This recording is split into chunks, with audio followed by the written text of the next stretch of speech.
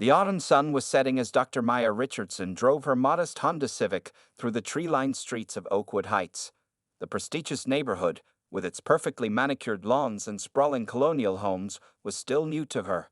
After 15 years of dedicated research and countless late nights in the laboratory, she had finally bought her dream house here last month. Maya glanced at her watch, 6:45 p.m. She was running a bit late for dinner with her elderly mother, who had always been her biggest supporter. The day at the research facility had been longer than expected, but their breakthrough in cellular regeneration therapy was worth every extra minute. As she approached the intersection of Maple and Pine, Maya came to a complete stop, just as she always did. The neighborhood was known for children playing outside, and safety was her priority. She checked both ways carefully, then proceeded forward. That's when she noticed the flash of red and blue lights in her rearview mirror. With practiced calm, Maya pulled over to the side of the road. Her hands moved to the 10 and 2 positions on the steering wheel, a habit her father had taught her years ago. She watched in her side mirror as Officer James Peterson approached, his flashlight beam sweeping across her car. "License and registration," the officer said, not bothering with a greeting. His tone was clipped, professional but cold. "Of course, officer," Maya replied politely, reaching slowly for her glove compartment. "May I ask why I'm being pulled over?" Officer Peterson's flashlight beam moved across her face, then to her laboratory ID card hanging from the rearview mirror.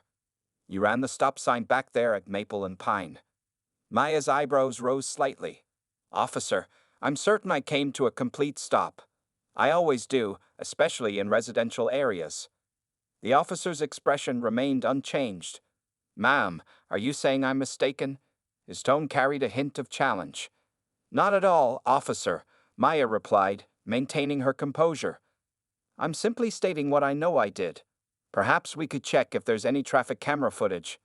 Officer Peterson's jaw tightened. "This isn't a debate, ma'am. And what exactly are you doing in this neighborhood?" The question hung in the air, its implications clear. Maya took a deep breath, fighting the familiar surge of frustration. "I live here, officer. 1542 Oakwood Drive. I just moved in last month." The officer's eyebrows lifted slightly as he examined her license. The address matched. Still, he took his time running her information, leaving Maya sitting there for 15 long minutes. When he finally returned, his manner hadn't warmed. "I'm issuing you a citation for running a stop sign. The fine is $150, due within 30 days. You can either pay it or contest it in court." He thrust the ticket through her window. Maya accepted the paper, her fingers slightly trembling, not from fear, but from controlled anger. She had faced this kind of treatment before, but it never got easier. As a scientist, she dealt in facts and evidence, and she knew with absolute certainty that she had stopped at that sign. "Thank you, officer," she said quietly. "I'll be contesting this ticket." Officer Peterson shrugged. "That's your right. Have a good evening, ma'am." He turned and walked back to his patrol car. Maya sat there for a moment after he drove away, gathering her thoughts. Her phone buzzed, a text from her mother asking if everything was okay. She was now 20 minutes late for dinner. Looking at the ticket in her hand, Maya made a decision. She wouldn't let this incident slide, not this time. She pulled out carefully, continuing her journey to her mother's house. The familiar streets of her childhood neighborhood provided a stark contrast to Oakwood Heights. As she drove, Maya thought about her late father, who had always taught her to stand up for what was right, but to do so with dignity and intelligence. Pulling into her mother's driveway, Maya straightened her shoulders. She would fight this ticket, not just for herself, but for everyone who had ever been unfairly targeted. Little did she know that this simple traffic stop would set in motion events that would challenge not just one officer's bias, but an entire system's assumptions about who belonged where. As she walked to her mother's front door, Maya was already planning her court appearance.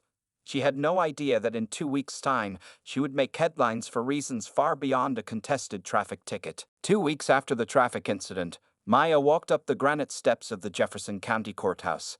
The morning sun reflected off the building's tall windows, making them shine like gold. She had come straight from her laboratory, where she'd been working since dawn on her groundbreaking cancer research. She wore simple clothes, black pants, a blue button-up shirt, and comfortable shoes. Her lab coat was still in her car. Inside the courthouse, The morning buzz of activity filled the air. People rushed back and forth, their footsteps echoing off the marble floors. Security guards directed traffic, lawyers hurried past with briefcases, and worried-looking people sat on wooden benches, waiting for their turn before the judge. Maya joined the security line, watching as the people ahead of her went through the metal detector. When it was her turn, she noticed how the security guard's eyes lingered on her a bit longer than necessary. She placed her phone, keys, and purse in the plastic bin. "Step through, please," the guard said, his voice carrying a tone that Maya knew all too well. As she collected her belongings on the other side, she checked the piece of paper in her hand. Courtroom 302, Judge William Hartford presiding. She had done her research about Judge Hartford. People called him Stoneface because of his serious expression and strict manner in court. He had been a judge for 20 years and was known for running his courtroom like a tight ship. The elevator ride to the third floor was crowded. Maya noticed how people shifted slightly away from her, creating a small empty circle in the packed space. An elderly white woman clutched her purse tighter. Maya had earned a PhD, made groundbreaking discoveries in cancer research, and bought a house in an expensive neighborhood, but moments like these still followed her everywhere. Courtroom 302 was already busy when Maya entered. She found a seat in the back row, pulled out her phone, and checked her emails. There was an important message from the Nobel Committee that needed her attention, but it would have to wait. Her case was scheduled for 9:30 a.m. As she waited, Maya observed Judge Hartford handling other cases. He was a tall man with gray hair and wire-rimmed glasses, probably in his early 60s. His black robe seemed to make him even more imposing. He spoke in a deep voice that commanded attention, and Maya noticed he was particularly hard on people he thought were being disrespectful. "All rise," the bailiff called out as the clock struck 9:30. "The traffic court of Jefferson County is now in session, the Honorable Judge William Hartford presiding." Maya watched as case after case was called. Most people simply paid their fines and left. A few tried to argue their cases, but Judge Hartford showed little patience for excuses. He seemed especially irritated by people who challenged the word of police officers. Finally, the clerk called out, "Case number 247, Richardson versus State of Jefferson. Traffic violation, failure to stop at a stop sign." Maya stood up and walked to the front of the courtroom. She could feel all eyes on her as she moved forward. The fluorescent lights hummed overhead, and someone coughed in the back of the room. "Miss Richardson," Judge Hartford said, looking down at her file without really looking at her, "you're contesting a ticket for running a stop sign. Officer Peterson's report states he observed you failing to come to a complete stop at the intersection of Maple and Pine in Oakwood Heights. How do you plead?" "Not guilty, Your Honor," Maya replied clearly. "And it's Dr. Richardson." Judge Hartford looked up sharply at her correction. His eyes narrowed slightly as they met hers. The courtroom grew quieter, if that was possible. Maya could almost feel the tension in the air. "Very well, Dr. Richardson," he said, emphasizing her title in a way that wasn't entirely respectful. "Please explain to the court why you believe Officer Peterson's observation was incorrect." Maya stood straight, her voice steady. Years of presenting research at international conferences had taught her how to speak with confidence. "Your Honor, I came to a complete stop at that intersection, as I always do. I've lived in Oakwood Heights for a month now, and I'm very careful about following traffic rules, especially in residential areas." Judge Hartford's expression hardened. He didn't like her confident tone, that was clear. What happened next would change not just Maya's life, but the entire courthouse's understanding of assumptions and prejudice. But at that moment, standing before the judge's stern gaze, Maya had no idea that she was about to become the center of a story that would shake the foundations of the local justice system. The tension in courtroom 302 grew thicker as Dr. Maya Richardson stood before Judge Hartford. The morning sunlight streaming through the tall windows did nothing to warm the cold atmosphere inside. "Dr. Richardson," Judge Hartford said, putting unusual emphasis on her title again, "are you suggesting that Officer Peterson is not telling the truth?" He leaned forward in his chair, his reading glasses sitting low on his nose. Maya took a careful breath before responding. "No, Your Honor. I'm simply stating the facts as they occurred. I have evidence I'd like to present." Judge Hartford waved his hand dismissively. "Evidence? In a simple traffic violation case? A few chuckles echoed from the back of the courtroom. Yes, Your Honor. Maya continued, her voice steady. She reached into her folder and pulled out several papers. I have photographs of the intersection showing that the stop sign is partially hidden by overgrown branches. I'd also have data from my car's GPS system showing my complete stop at that intersection. The bailiff collected the papers and handed them to Judge Hartford. The judge barely glanced at them before setting them aside. Dr. Richardson, he said, his voice carrying a hint of irritation, this court has handled thousands of traffic violations. Officer Peterson is a decorated officer with 15 years of experience.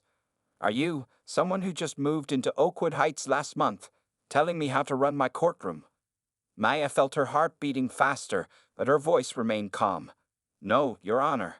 I'm simply exercising my right to present evidence in my defense. A muscle twitched in Judge Hartford's jaw. The whole courtroom could feel his growing annoyance. The court clerk stopped typing, her fingers hovering over the keyboard. Tell me, Dr. Richardson, Judge Hartford said, removing his glasses, what exactly do you do for a living? Since you seem so fond of your title. I'm a biochemist, Your Honor. I lead research in cellular regeneration therapy at the Central Research Institute. A scientist, Judge Hartford said with a slight smile that didn't reach his eyes. Then you should understand the importance of authority and following rules. Maya stood straighter. Yes, Your Honor. In science, we follow evidence and facts. That's exactly what I'm trying to present today. The judge's face darkened. Are you lecturing me about evidence and facts in my own courtroom? His voice rose slightly. Several people in the audience shifted uncomfortably in their seats. No, Your Honor, Silence. Judge Hartford's voice boomed through the courtroom. He picked up his gavel. I find your attitude disrespectful to this court and to law enforcement. Not only do I find you guilty of the traffic violation, but I'm also doubling the fine for contempt of court. Maya's hands tightened around the edge of the podium, but she kept her composure. Your Honor, with all due respect, I don't believe this is fair. Fair? Judge Hartford's face was now slightly red. Let me tell you about fair, Dr. Richardson. What's not fair is coming into my courtroom and questioning the integrity of our police officers. What's not fair is your disrespectful attitude and your attempt to overcomplicate the simple traffic violation with unnecessary evidence. He scribbled something on a paper. The original fine was $150. With a contempt charge, you now owe $300. Pay it at the clerk's office before you leave the building. Next case. Maya stood there for a moment, her mind racing.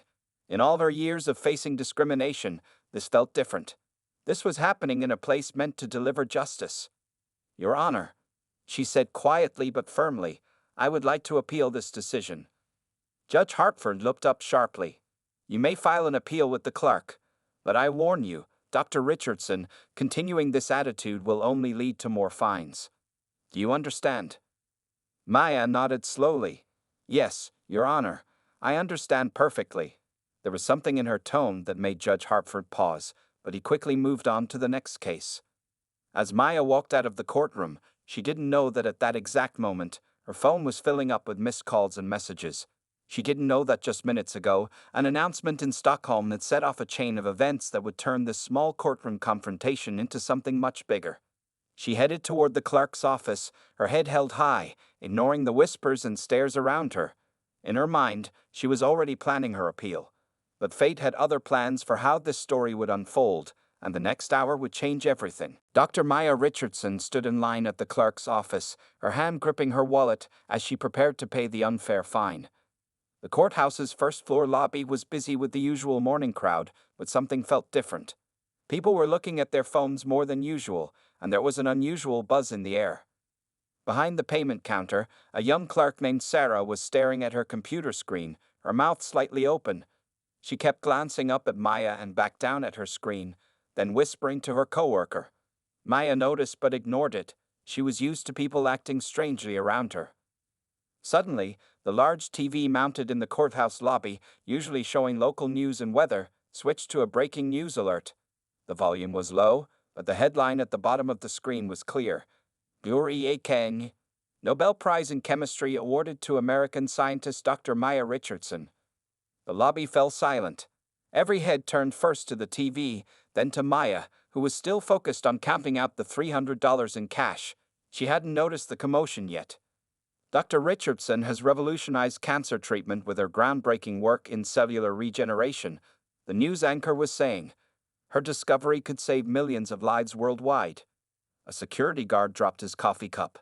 The sound of it hitting the floor echoed through the now quiet lobby. That's when Maya finally looked up. She saw her own face on the TV screen, a professional photo from last year's research conference. Below it were the words that would change her life forever. Youngest African-American woman to win Nobel Prize in Chemistry. Her phone, which she had silenced for court, was vibrating nonstop in her purse. Now she understood why she had so many missed calls and messages earlier. "Oh my God," Sarah the clerk whispered, standing up from her chair. You're her. You're Dr. Richardson, the Nobel Prize winner." People in the lobby started pulling out their phones, taking pictures and videos. The whispers grew louder. Someone in the back started clapping, and soon the entire lobby joined in. Maya stood there, overwhelmed by the sudden attention. Her mind was spinning. Just 15 minutes ago, she had been treated like a criminal in courtroom 302. Now, people were treating her like a celebrity. A reporter who happened to be covering a different case rushed over with her microphone. "Dr. Richardson, how does it feel to win the Nobel Prize? And why are you here at the courthouse today?" Before Maya could answer, more reporters started pouring in through the courthouse doors. Word had spread fast. Camera flashes were going off everywhere. Up on the third floor, Judge Hartford was still in his courtroom when his clerk rushed in with an iPad. "Your Honor," the clerk whispered urgently, showing him the screen. "You need to see this." The judge's face turned pale as he read the news. He remembered how he had just treated her, how he had dismissed her evidence, doubled her fine, and questioned her credibility. All this time, he had been speaking condescendingly to someone who had just won humanity's highest scientific honor. Back in the lobby, Maya finally found her voice. "I'm sorry," she said to the growing crowd, "but I need to make a call to my mother first." As she stepped aside to call her mom, she could hear people talking about what had happened in the courtroom. Someone who had witnessed the scene was already telling reporters about how Judge Hartford had treated her. The courthouse administrator, a tall woman in a gray suit, came running out of her office. "Dr. Richardson," she called out, "please, come with me. We'll sort this out immediately." Maya held up her hand politely. "Thank you, but first I need to finish this call with my mother. She's the one who always believed in me, who worked 3 jobs to put me through college. This moment belongs to her too." As Maya spoke quietly on the phone with her mother, tears of joy rolling down both their cheeks, the story of what had happened in courtroom 302 was already spreading across social media. Security cameras had captured everything, and soon the world would witness how a Nobel Prize winner had been treated in a small-town traffic court. The day was far from over, and Judge Hartford's worst moment was about to become national news. But for now, Maya just stood in the lobby, holding her phone, listening to her mother cry tears of joy, while reporters and courthouse staff waited respectfully for her to finish her most important call. The news of what happened in courtroom 302 spread like wildfire. By noon, every major news channel had picked up the story. Nobel Prize winner fined for attitude in traffic court. Social media was exploding with video clips from the courthouse security cameras, showing how Judge Hartford had treated Dr. Maya Richardson. Inside his chambers, Judge William Hartford sat at his desk, his face buried in his hands. His computer screen showed dozens of email notifications, and his phone wouldn't stop ringing. Outside his door, reporters were gathering, all wanting his comment on the morning's events. "Judge Hartford," his secretary called through the intercom, "the Chief Justice is on line 1. He says it's urgent." The judge reached for his phone with a shaking hand. He had known the Chief Justice for 20 years, but never had he heard such disappointment in his old friend's voice. Meanwhile, Officer Peterson, who had written the original ticket, was facing his own storm at the police station. The police chief had called him into his office after watching the body camera footage from the traffic stop. The video clearly showed Dr. Richardson coming to a complete stop at the intersection. "Do you realize what you've done?" the chief asked, pointing to the TV where news channels were playing the story on repeat. "Not only did you write a false ticket, but you targeted someone who just won the Nobel Prize." Back in the courthouse lobby, the scene had turned into something between a press conference and a celebration. Dr. Richardson stood calmly in the center of it all, handling questions with the same grace she had shown in court earlier. "Dr. Richardson, will you be filing a lawsuit?" A reporter shouted. Maya adjusted her glasses thoughtfully. "This isn't about a lawsuit," she replied. "This is about something much bigger. What happened to me today happens to people of color every day. The only difference is that I won a Nobel Prize, so now people are paying attention." Her words hit hard. The courthouse staff, who had watched everything unfold, looked at each other uncomfortably. Sarah, the clerk who had been ready to collect Maya's fine earlier, felt tears in her eyes. The courthouse administrator had already canceled all of Judge Hartford's remaining cases for the day. In her office, she was drafting an emergency proposal for mandatory bias training for all courthouse staff, from judges down to security guards. Dr. Richardson's phone kept buzzing with messages from around the world. The Nobel Committee had sent an official statement condemning the treatment she had received. Universities were calling to offer her speaking engagements about her experience. Civil rights organizations wanted to work with her. But the most powerful moment came when an elderly black woman made her way through the crowd to reach Maya. She was carrying a thick manila envelope. "Dr. Richardson," the woman said, her voice trembling, "I'm Mrs. Johnson. Judge Hartford fined my grandson last month for looking suspicious while waiting for a bus. We couldn't fight it because we didn't have the money or the power, but maybe now." Maya took Mrs. Johnson's hands in hers, the manila envelope between them. "Tell me more," she said softly while the cameras rolled. By late afternoon, similar stories were pouring in from all over the county. People began gathering outside the courthouse, holding signs that read "Justice should be colorblind" and "End judicial bias." In his chambers, Judge Hartford watched the crowd grow through his window. On his desk lay a framed photo of himself taking the judicial oath 20 years ago, promising to uphold justice equally for all. For the first time, he began to question every judgment he had ever made. The courthouse security guards, who had treated Maya with suspicion that morning, now stood respectfully at attention when she passed by. Officer Peterson had requested to meet with her personally to apologize, but his request was lost in the flood of messages she was receiving. As the sun began to set on this extraordinary day, Dr. Maya Richardson finally prepared to leave the courthouse. She had spent the afternoon listening to story after story from people who had faced similar treatment in the justice system. In her bag was Mrs. Johnson's envelope, along with dozens of others like it. Tomorrow's newspapers would carry this story on their front pages, but they would focus on different angles. Some on the scientific achievement, others on the judicial misconduct, and many on the broader implications for the justice system. But tonight, as Maya drove home to her mother's house for a quiet celebration, she knew that this wasn't the end of the story. It was just the beginning of something much bigger. That night, Judge William Hartford couldn't sleep. He sat in his home office, still wearing his day clothes, watching the clock tick past midnight. The TV in the corner was muted, but he could see his own face on the news channels, alongside Dr. Richardson's. The contrast in their expressions told the whole story, his stern, angry face next to her dignified calm. His wife Susan had tried to get him to come to bed hours ago, but sleep felt impossible. Instead, he sat replaying the morning's events in his mind, watching the courthouse security footage for the 10th time on his laptop. "William," his wife said softly, appearing in the doorway in her robe. "It's past midnight. You need to rest." "How can I rest, Susan?" he asked, his voice heavy with emotion. "Did you see how I treated her?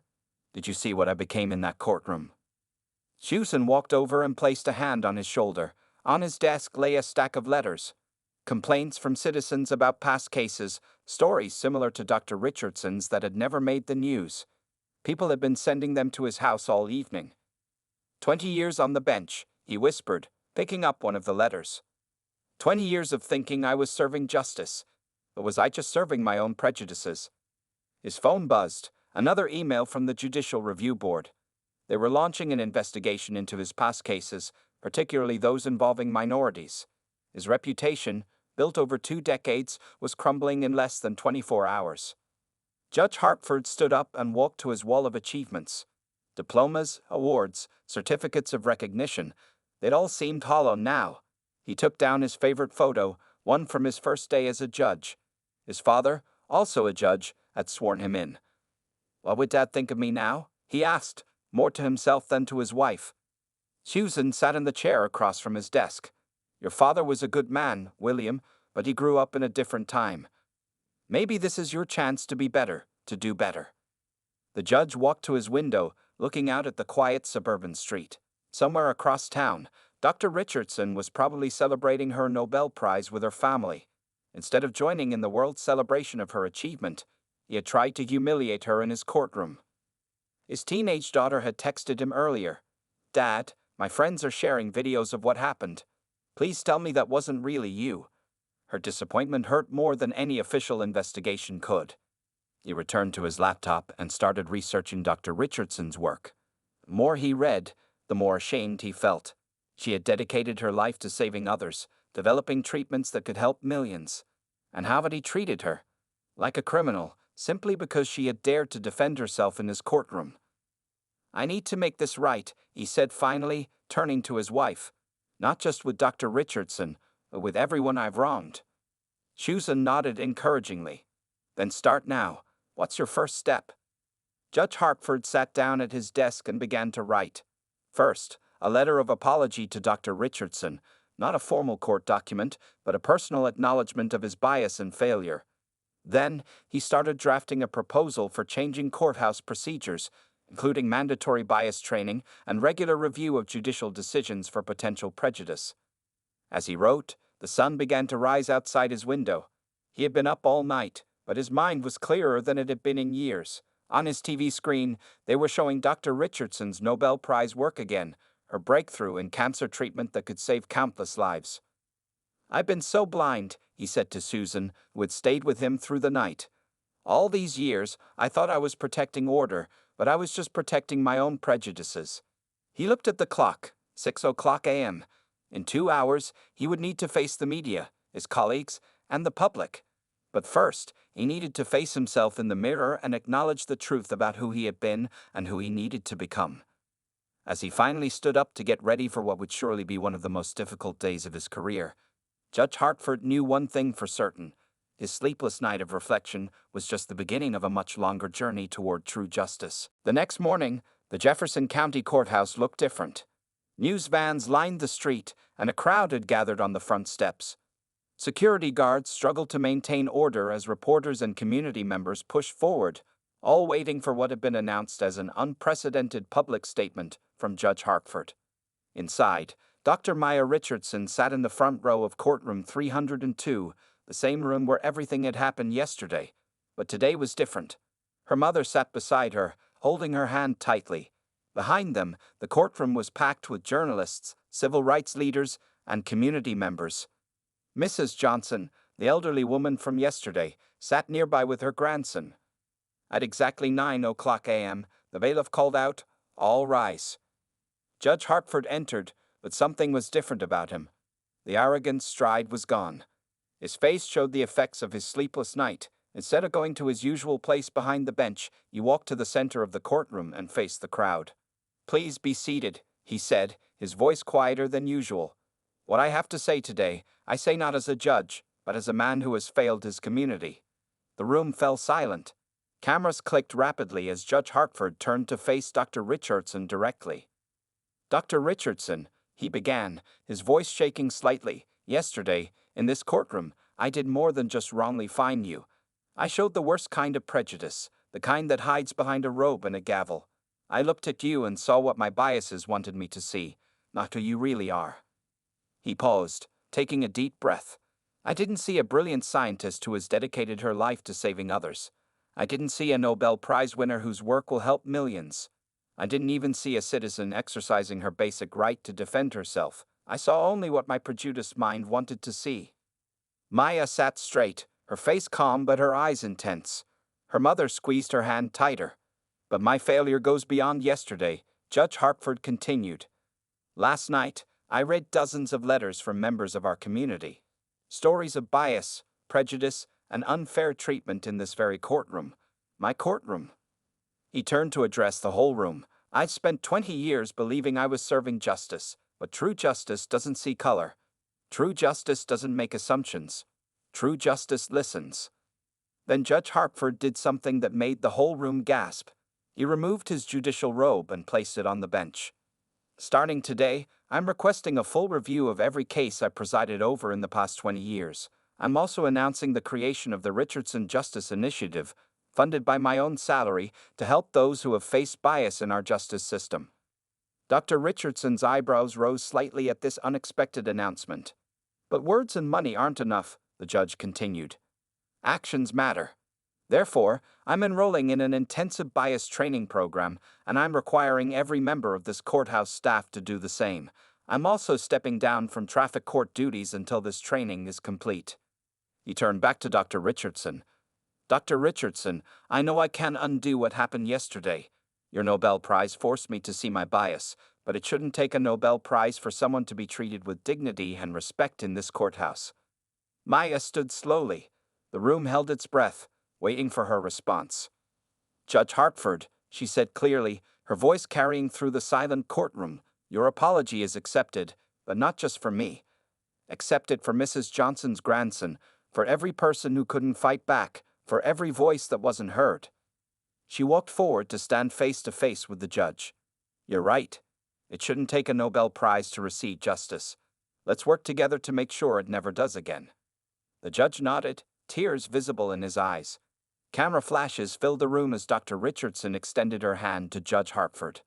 As they shook hands, the courtroom erupted in applause. But this wasn't just a photo opportunity. This was the beginning of real change. Outside, the crowd on the courthouse steps had grown even larger. They could hear the applause through the walls, but they were waiting for more than just applause. They were waiting for action. As Judge Hartford and Dr. Richardson walked out of the courtroom together, both knew that the hard work of real change was just beginning. Today's apology was just the first step on a much longer journey toward true justice. 6 months had passed since that memorable day in courtroom 302. The Jefferson County Courthouse looked different now. New signs in multiple languages welcomed visitors, and the security guards greeted everyone with the same respectful smile, regardless of their appearance. Dr. Maya Richardson walked up the familiar granite steps, but this time not as a defendant. Today, she was here to speak at the graduation ceremony of the first class of the Richardson Justice Initiative. The same lobby where she had learned about her Nobel Prize was now decorated with banners celebrating positive change. Inside her old briefcase, along with her Nobel Prize speech, she carried something special, a copy of the morning's newspaper. The headline read, 6 months later, How a Traffic Stop Changed a Justice System. Below was a photo of her and Judge Hartford teaching together at a bias training session. Dr. Richardson. Sarah, the clerk who had once been ready to collect her fine, rushed forward to greet her. The ceremony is about to begin. We have a full house. The main courtroom had been transformed. Where there were once wooden benches, now there were rows of chairs filled with community members, courthouse staff, and police officers. Officer Peterson, who had given her the original ticket, sat in the front row. He had become one of the program's most dedicated supporters, now training other officers about bias awareness. Judge Hartford stood at the podium, looking different from the man he had been 6 months ago. The stern face had softened, and his eyes showed wisdom gained through humility. 6 months ago, he began, this courthouse witnessed a moment of shame that became an opportunity for change. Today, we celebrate that change. He shared the statistics. Complaints of bias had dropped by 70%. Every judge in the county had completed intensive bias training. The police department had revised its traffic stop procedures. But most importantly, people's stories were being heard. Mrs. Johnson's grandson, now working as a courthouse intern, helped people fill out complaint forms when they felt unfairly treated. The manila envelope she had given Maya that day had turned into a database of cases being reviewed for bias. When it was Maya's turn to speak, she walked to the podium carrying both her briefcase and her heart full of hope. Change, she began, doesn't always come from grand gestures. Sometimes it comes from a simple traffic stop. Sometimes it comes from one person saying this isn't right, and another person being brave enough to listen. She looked at Judge Hartford, who nodded respectfully. In the past 6 months, we've seen what can happen when a community decides to face its problems honestly. While I was in Stockholm accepting the Nobel Prize, Judge Hartford was here, reviewing old cases, listening to people's stories, learning from his mistakes. The audience applauded as Maya held up a thick folder. This folder contains 50 cases that have been overturned due to proven bias. That's 50 lives changed. But more importantly, it represents thousands of future cases that will be handled differently because of what we learned here. She turned to the graduating class, courthouse staff, police officers, and judges who had completed the bias training program. Your certificate today isn't just a piece of paper. It's a promise. A promise to see people as people, not as assumptions. A promise to listen before judging. A promise to serve justice truly and fairly. Officer Peterson stood up first, starting a standing ovation that filled the courtroom. In the back, news cameras rolled, capturing this moment for stations across the country. Other courthouses had started calling, wanting to implement similar programs. After the ceremony, Maya and Judge Hartford stood on the courthouse steps for photos. A young black girl in the crowd held up a sign. "When I grow up, I want to be a judge and a scientist." Maya smiled at the girl and then at Judge Hartford. "Look how far we've come," she said. "And look how far we still have to go," he replied, but his voice was hopeful. That evening, as Maya drove home past the stop sign that had started it all, she noticed something new. The branches had been trimmed, the sign was clearly visible, and a small plaque beneath it read, "Site of the Richardson moment, where change began." She stopped at the sign, just like she had that day 6 months ago. But this time, she wasn't alone. Behind her, a line of cars waited patiently, their drivers reading the plaque and understanding its significance. Sometimes, she thought, the biggest changes start with the smallest moments. And sometimes, justice needs a wake-up call to truly open its eyes.